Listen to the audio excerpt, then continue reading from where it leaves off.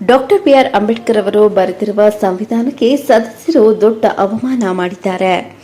ಬೆಂಗಳೂರು ಹೊರವಲಯ ನೆಲಮಂಗಲ ತಾಲೂಕಿನ ಅರೆಬೊಮ್ಮನಹಳ್ಳಿ ಗ್ರಾಮ ಪಂಚಾಯಿತಿ ತಲುಪಿದ ಸಂವಿಧಾನ ಜಾಗೃತಿ ಜಾಥಾವನ್ನು ಅರೆಬೊಮ್ಮನಹಳ್ಳಿ ಗ್ರಾಮ ಪಂಚಾಯಿತಿಯ ಅಧ್ಯಕ್ಷರು ಮತ್ತು ಸದಸ್ಯರು ಮತ್ತು ಮುಖಂಡರು ಗ್ರಾಮಸ್ಥರು ಡಾಕ್ಟರ್ ಬಿಆರ್ ಅಂಬೇಡ್ಕರ್ ಅವರ ಭಾವಚಿತ್ರಕ್ಕೆ ಪುಷ್ಪನಮನ ಸಲ್ಲಿಸಿ ಸಂವಿಧಾನ ಜಾಥಾವನ್ನು ಬರಮಾಡಿಕೊಂಡರು. ವಿಪರ್ಯಾಸವೆಂದರೆ ಈ ಸಂವಿಧಾನ ಜಾಗೃತಿ ಜಾಥಾಕ್ಕೆ ಅರೆಬೊಮ್ಮನಹಳ್ಳಿ ಗ್ರಾಮ ಪಂಚಾಯಿತಿಯ ಸದಸ್ಯರು ಬಾರದೇ ಇದ್ದ ಕಾರಣ ದಲಿತ ಮುಖಂಡರು ಆಕ್ರೋಶಕ್ಕೆ ಕಾರಣವಾಯಿತು.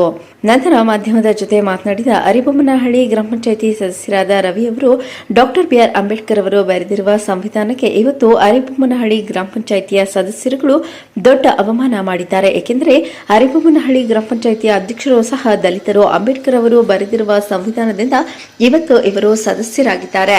ಸಂವಿಧಾನ ಜಾಗೃತಿ ಜಾಥಾಕ್ಕೆ ಬರದೇ ಇರುವ ಸದಸ್ಯರುಗಳಿಗೆ ಕೂಡಲೇ ನೋಟಿಸ್ ಜಾರಿ ಮಾಡಿ ಅವರ ಸದಸ್ಯತ್ವವನ್ನು ರದ್ದುಗೊಳಿಸಬೇಕೆಂದು ಆಕ್ರೋಶ ವ್ಯಕ್ತಪಡಿಸಿದರು. ಮುಂದಿನ ದಿನಗಳಲ್ಲಿ ಇದೇ ರೀತಿ ಮುಂದುವರೆದರೆ ಉಗ್ರ ಹೋರಾಟ ಮಾಡಬೇಕಾಗುತ್ತದೆ ಎಂದು ಎಚ್ಚರಿಕೆ ನೀಡಿದರು. ಸಂವಿಧಾನ ಜಾಗೃತಿ ಜಾಥಾ ಬಂದಿದೆ ನಮ್ಮ ಅರೆಬೊಮ್ಮನಹಳ್ಳಿ ಪಂಚಾಯಿತಿಗೆ. ನಾನೊಬ್ಬ ಗ್ರಾಮ ಪಂಚಾಯತಿ ಸದಸ್ಯ SC ಕ್ಯಾಟಗರಿಯಿಂದ ನಾನು ಗೆದ್ದು ಬಂದಿದ್ದೀನಿ. ನನಗೂ 2 ದಿನ ಮುಂಚೆ ಮಾಹಿತಿ ಕೊಟ್ಟವ್ರೆ PDO ಮತ್ತೆ ಒಂದು ಅವ್ರು ಏನ್ ಹೇಳ್ಬೇಕು ಅದನ್ನ ಹೇಳಿ ಕರೆದವ್ರೆ. ಇಲ್ಲಿ 15 ಜನ ಮೆಂಬರ್ಗಳಿದ್ದೀವಿ, ಒಟ್ಟು 15 ಜನ ಎಲ್ಲ ಸಂವಿಧಾನ ಅಡಿಯಲ್ಲೇ ಗೆದ್ದು ಬಂದಿರೋದು. ಅವ್ರು ಜನರಲ್ ಆಗಿರ್ಲಿ SC ಆಗಿರ್ಲಿ. ಇಲ್ಲಿ ಜಾಥಾ ಬಂದೈತೆ ಅಂಬೇಡ್ಕರ್ ಒಂದು ಸಂವಿಧಾನದ ಇದು ಬಂದೈತೆ ಅಂದ್ಮೇಲೆ ಒಬ್ರು ಬಂದಿಲ್ಲ. ಒಂದು ಅಧ್ಯಕ್ಷರು ಹೇಳವ್ರೆ, ಎಲ್ಲರಿಗೂ ಹೇಳವ್ರೆ, ಅವರು ಒಬ್ಬರೇ ಬಂದಿರೋದು, ಉಪಾಧ್ಯಕ್ಷರಾಗಿ ಬಂದಿಲ್ಲ. ಯಾಕೆ ಬಂದಿಲ್ಲ ಸರ್? ನಿಮ್ ಕೇಳ್ತಾ ಇದ್ದೀನಿ ಪ್ರಶ್ನೆಗೆ ಇದಕ್ಕೆ ಉತ್ತರ ಕೊಡ್ಬೇಕು. ಅದೇ ಬೇರೆ ಇದಾದ್ರೆ ಎಲ್ಲಾರು ಅಟೆಂಡ್ ಆಗಿರ್ತಾರೆ. ಒಂದು ಸಂವಿಧಾನ ಅಂದ್ರೆ ಎಲ್ಲಾರ್ಗೂ ಇದಲ್ವಾ ಸರ್?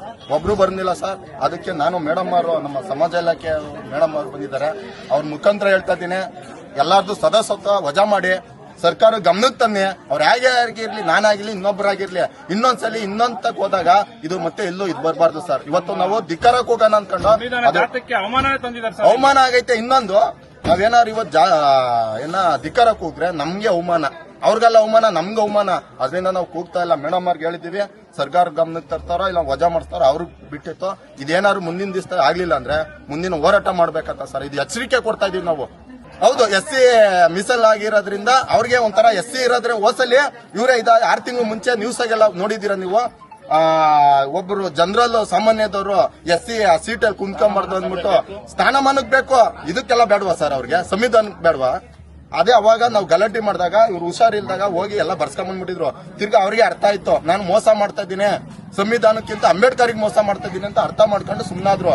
ಈಗ ಅದಕ್ಕೆ ಮಾತ್ರ ಸ್ಥಾನಮಾನಕ್ಕೆ ಬೇಕು. ಒಬ್ಬ ಅಂಬೇಡ್ಕರ್ ಸಂವಿಧಾನ ಬರ್ತೈತೆ ಅಂದಾಗ ಅದಕ್ಕೆ ಬೇಡವಾ ಸರ್? ಇದರಿಂದ ಮೇಡಮ್ ನೋಡಿ, ಮಾಹಿತಿ ನಾನು ಹೇಳ್ತಾ ಇದ್ದೀನಿ ನ್ಯೂಸ್ ಮುಖಾಂತರ, ದಯವಿಟ್ಟು ರಿಕ್ವೆಸ್ಟ್ ಕೈ ಮುಗ್ತೀನಿ, ಇದ್ರ ಬಗ್ಗೆ ಕ್ರಮ ತಗೊಳ್ಳೇಬೇಕು.